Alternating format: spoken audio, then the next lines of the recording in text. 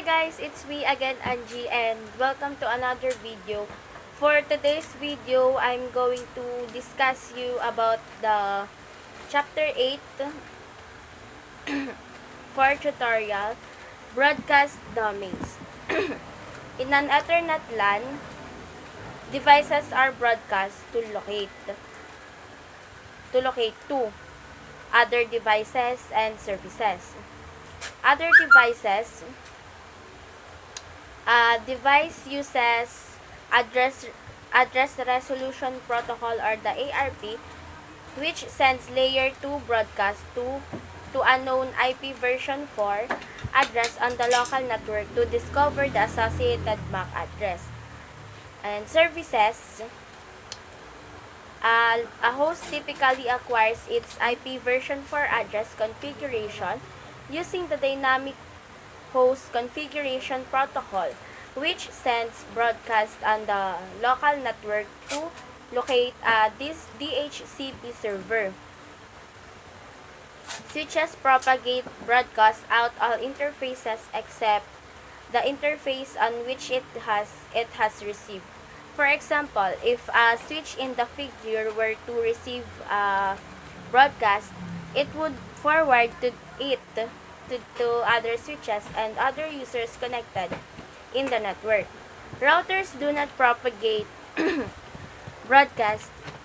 When a router receives a broadcast, it does not forward it out other interfaces. For instance, when router 1 receives a broadcast on its gigabit Ethernet 0/0 interface, it does not forward out another interface. Therefore, each router interface connects a broadcast domain, and broadcasts are only propagated with its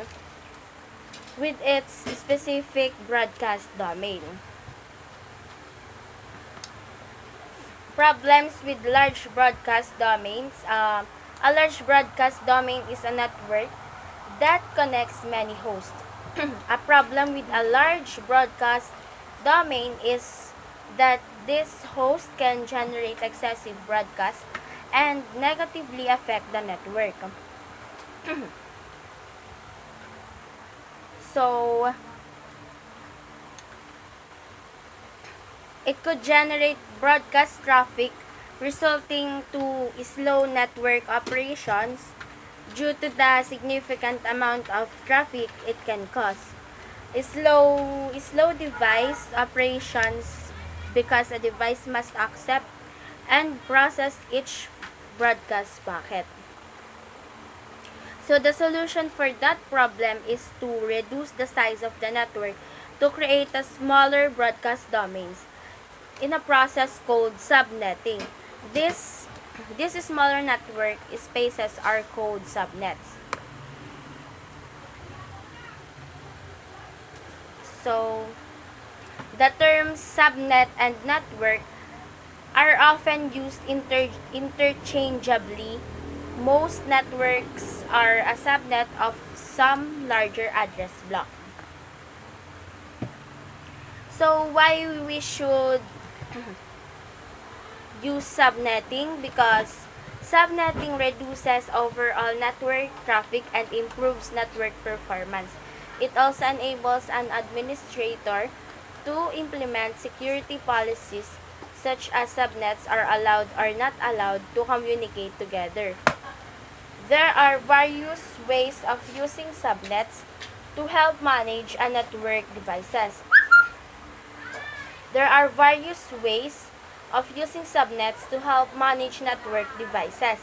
Network administrators can group devices and services into subnets that are determined by 4: location, organizational unit, device type, and any other division that makes sense for the network. So for this overall chapter, this chapter describes how subnetting is performed. Understanding how to subnet networks is a fundamental skill that all network administrators must develop. Various methods have been developed to help understand this process. This chapter will focus on looking at the binary method.